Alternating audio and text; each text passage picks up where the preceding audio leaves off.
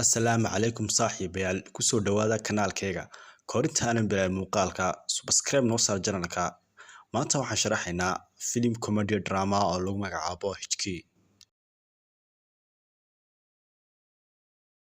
Niani waa haweeney waqti jira oo raadinaysa inay shaqo macallimo waxa ay shahaadada koobaad ee jaamacadda waxbarashada iyo shahaadada masterka sayniska taasoo ka dhigaysa mid ka habboon tacliin ahaan si kastaba ha ahaatee ladeeda ugu weyn ee nolosha ayaa ah inay qabto cudurka syndrome-ka tani waxay keenaysaa inay samayso dhawaaq aan la xakameyn karin iyo dhaqdhaqaaq maadaama ay ku adag tahay inay iska aamusto wareystayaashu waxay rumaysan yihiin in aanay u qalmin inay macnoto macallimad Niani waxay isku dayday inay shaqo yeesho 5 sano la soo dhaafay laakiin meelin Niani waxay la nooshay hooyada iyo walaalkeeda ka yar ee Fini labadoodu waxay jecel yihiin iyada bilowga filimka ayaa waxaa la tusinayaa in markii Niani ay ku jirtay dugsiga dhexe ay mar walba ku maadsan jireen ardaydu macallimiintu ma fahmin xaaladda aan la xakameyn karin waxayna u direen dibadda fasalka marka ay buuq samaysay tan waxay saameyn ku yeelatay caafimaadkeeda maskaxeed wayna ku adkaatay inay saaxiib samaysto waxaa laga soo wareejiyay labada dugsi waxaana loo sheegay in aanay aado dugsiga carruurta baahiyaha gaarka qaba laakiin Niani hooyada Sura waxay ku adkaysatay in gabadheeda si nolol caadi ah aabeed Sajin waxa uu furay Sura kadib markii uu ogaaday in Niani ay leedahay syndrome oo aanay caafimaad qabin dhowrkii sano ugu dambeeyay wuxuu isku dayay inuu xiriir la yeesho carruurtiisa sanadii la soo dhaafay laakiin markasta oo ay dibadda u baxaan uu ka xishoon jiray Niani wuxuu sidoo kale ku booriyay Sura inay dirto dugsiga baahiyaha gaarka laakiin kama quusan gabadheeda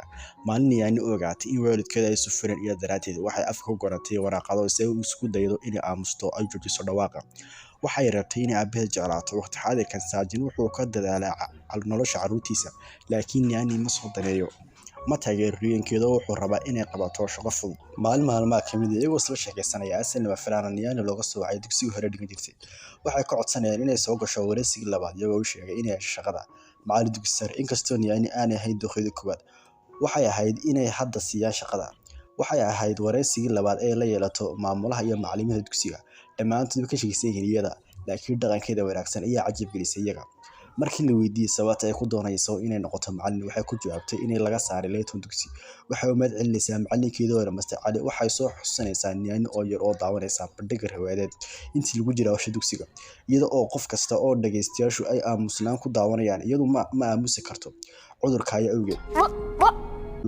waxay eegeen iyada oo xanaaqsan markii maamulka dugsiga Master Ali ugu yeedhay masraxa wuxuu sheegay in xaaladda u sharaxdo dhageystayaasha oo weydiiso waxay saameyn karaan si ay u caawiyaan kadib dhageystayaasha sheekadeeda macallimiinta dugsiga si fiican ay u fahmeen xaaladdeeda wayna caawiyeen iyagoo la dhacay jawaabta ay bixisay maamulayaasha ee ku soo dhaweeyay dugsiga laakiin macallin ay wadaashadeen loo magacaabo Waadi ayaa si bareer ah u cadeeyay in ay tahay go'aan xun oo qaatay maamuluhu wuxuu tusay Niani agagaarka dugsiga wuxuu sheegay inay dhigayso fasalka NF waa ardayda dugsiga ugu liidata maalintii ugu horeysay ee shaqada Niani waxay aaday howlkii iyada oo dib u xasuusanaysa maalintii loogu yeedhay masraxa ardayda fasalka NF way soo galeen waxayna ku hadlayaan hadallo xun waxayna bilaabeen inay sigaar cabaan qaarkood waxa ay ku ciyaarayeen jiirarka dugsiga hala kuwa kalena ay turub ciyaareen wax kale oo ka hadlayeen Niani iyagoo ugu yeedhay magaceedii oo ku maadsanayeen Niani way maqlaysaa laakiin Moriban kadib waxay la kulantay ardayda markii ugu horeysay oo ku soo dhaweysay fasalkeeda sidee u malinaysay way ku qoslayaan waxayna ugu yeedhayeen magaceeda hogaamiyaha lagu magacaabo Tish wuxuu sameeyay faalooyin aan habboonayn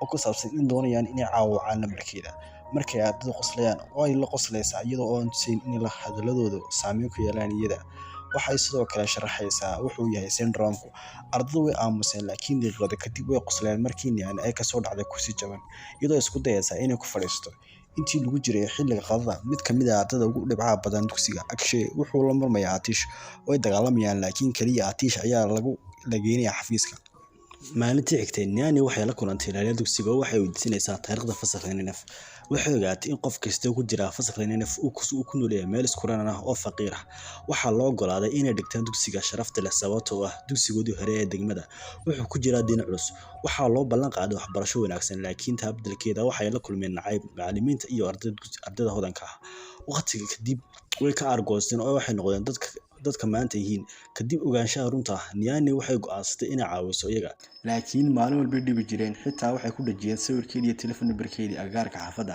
Markii Nyani soo gashay fasalka subaxdii dambe waxay aragtay baaldi.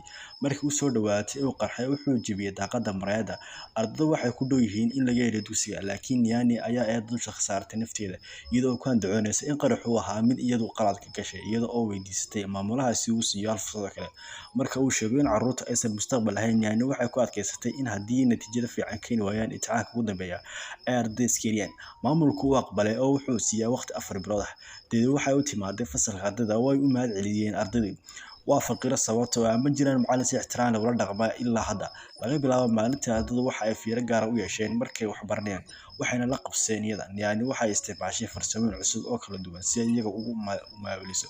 Xitaa waxay ku qabatay xiisada dhulka iyada oo u sharaxaysa waqtiga oo dhan. Waadii uu daawanayay isagoo la dhacsan farsamooyinkeeda waxbaridda.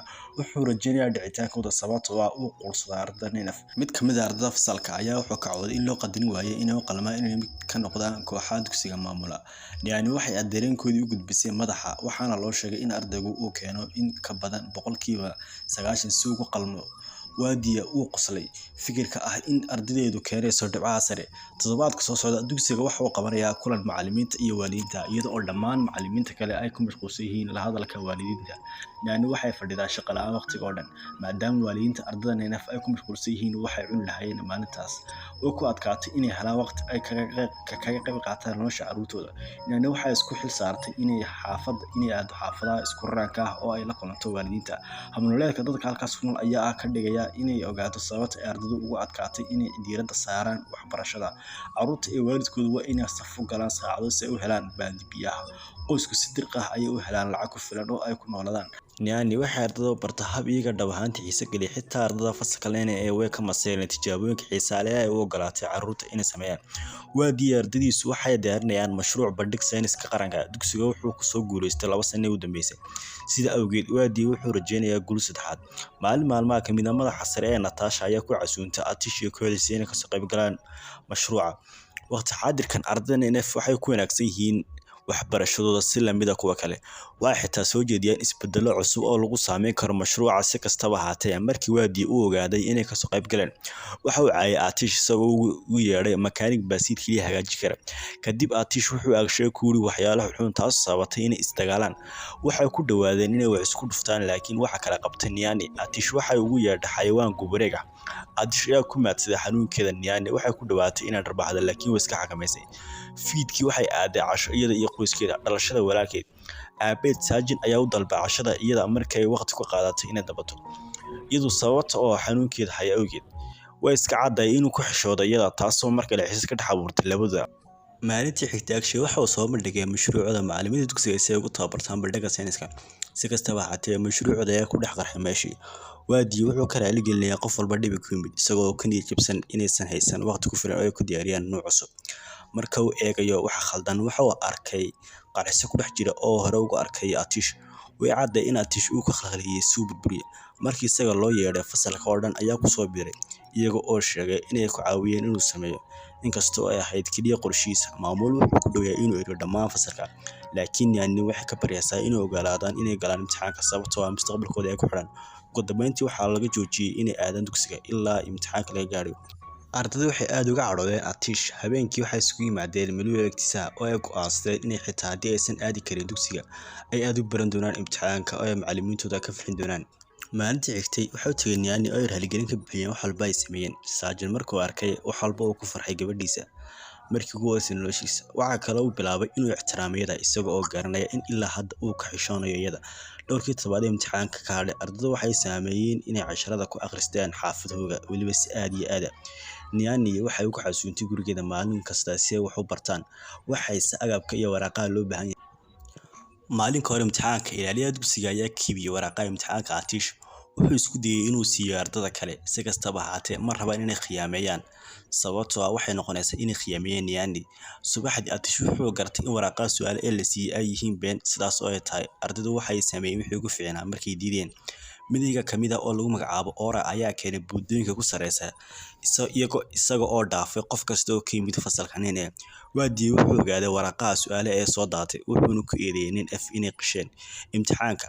Waardiyaha ayaa caddeeyay inuu iibiyay imtixaanka. Maamuluhu mar dambe uma dul qaadan karo wuxuu go'aansaday inuu ka eriyo dugsiga. Ardaydu waxay ku adkaysanayaan inay qisheen inaynaan qishin.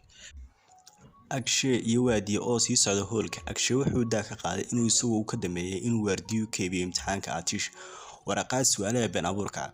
Kulanka subaxdii ardaydu waxay ka walaacsayn in la eriyo laakiin waxaa la yaab noqotay Waadiye wuxuu ka cudur daaratay wax wallo oo dhacay isagoo oo runta ka sheegay wax walba. Dhamaadka ardayda waxaa loo keenay masraxa oo laba ka mid ah waxaa lagu daray maamulka. Sanado kadib dugsigu wuxuu ka qayb qaatay tartanka cadaaladda sayniska qaranka. Ardaydu si wadajir ah ayay uga qayb qaateen oo ay ku guuleysteen abaalmarino kala duwan. 25 sano kadib, Nyani hadda waa maamulaha dugsiga. Koorintaysan howlgab noqon waxay la kulantay ardaydii hore oo dad waaweyn noqday. Filimku wuxuu dhamaanayaa markii dib u midoobeen Nyani ardaydii. Subscribe channelka Saado Shid muuqaalo badan oo xiiso geliya. Mahadsanid.